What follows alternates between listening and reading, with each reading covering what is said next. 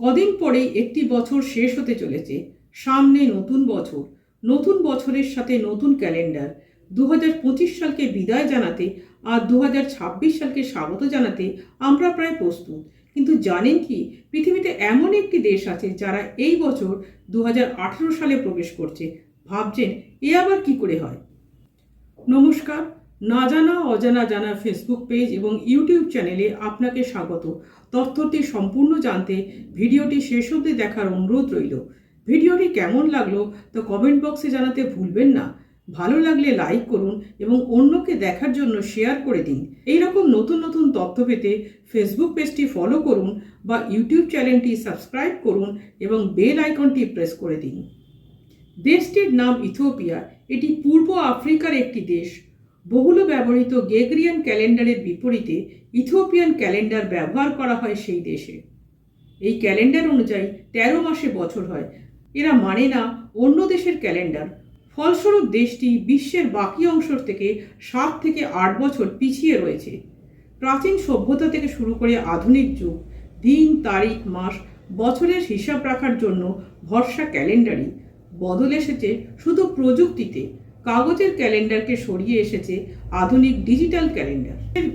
বিশ্বের বেশিরভাগ দেশেই দিন, তারিখ, মাস, বছরের হিসেব রাখতে 1582 সালে প্রবর্তিত গ্রেগরিয়ান ক্যালেন্ডার অনুসরণ করে।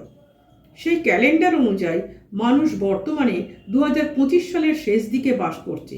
কিন্তু কেন এমন রীতি? 7 বছর ব্যবধানের মূল কারণ হলো ইথিওপিয়ায় যীশুখ্রিস্টের জন্মের বছর ভিন্নভাবে গণনা করা হয়। 500 খ্রিস্টাব্দে ক্যাথলিক গির্জা যখন গণনা সংশোধন করে, তখন ইথিওপিয়ান গির্জা তা করেনি। রোমান গির্জা তার ক্যালেন্ডার পরিবর্তন করে গ্রেগরিয়ান পদ্ধতিতে পরিণত করার সিদ্ধান্ত নেয়। যদিও ইথিওপিয়া কখনোই এই পরিবর্তন গ্রহণ করেনি, প্রাচীন ক্যালেন্ডার ব্যবস্থার প্রতি অনুগত থেকে গিয়েছিল তারা। ইথিওপিয়ান ক্যালেন্ডারে প্রথম 12 মাসে 30 দিন করে থাকে। 13তম মাস, যাকে প্যাগুমে বলা হয়, সেই মাসে থাকে 5 দিন, লিপিয়ারে 6 দিন। ইথিওপিয়ার বাসিন্দারা তাদের নববর্ষ পালন করে 11ই সেপ্টেম্বর। লিপিয়ারে উদযাপনের দিন হয় 12ই সেপ্টেম্বর।